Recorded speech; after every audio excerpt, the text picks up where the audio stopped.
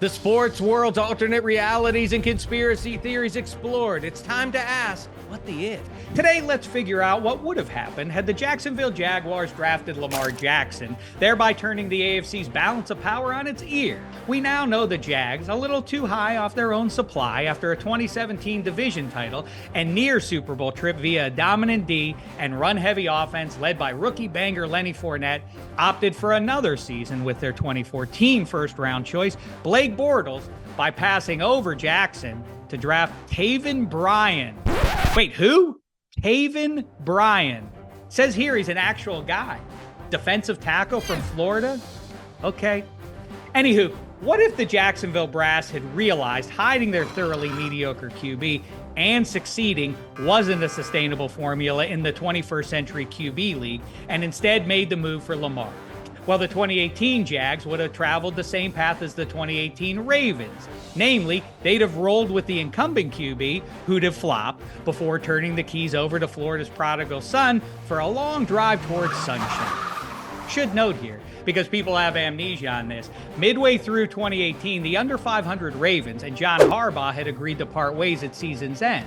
But Lamar's performance on the back nine saved his coach's gig. In other words, if we take Lamar away from Baltimore, Harbaugh's out too.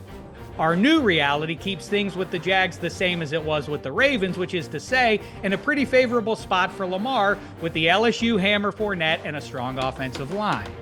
It's like it was meant to be. After all, how many other QBs have the whole town named after him before he even gets there? So here, Lamar still wins at least one MVP, and in 2023, the Jags inked Jackson to a brand new deal for great sums of loot. I'm talking literal hundreds, nay, thousands of dollars here.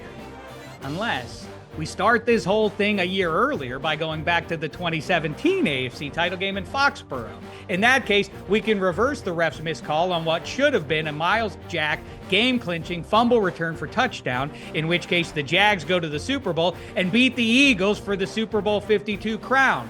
Philly is still in search of its first Lombardi, so in 2019, they bring in free agent head coach John Harbaugh.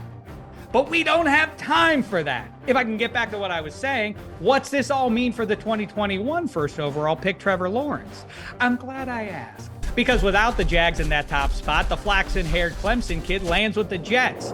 And in 23, the Jets wind up winning the AFC East. But wait, if Lawrence is the Jets QB, what's that mean for Aaron Rodgers?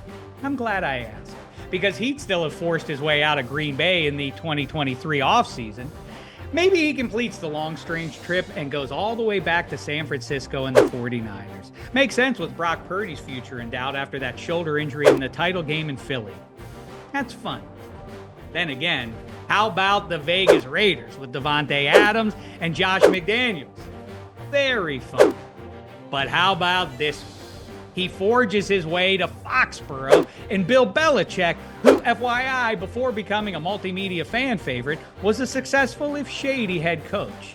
They did have a good defense up in Foxborough in 23 too. Let's make it even better by giving him free agent signee Taven Bryan. Or was it Brian Taven? Either way, I like this one. Let's just make sure we all stretch out a little bit better in week one. Okay, Aaron?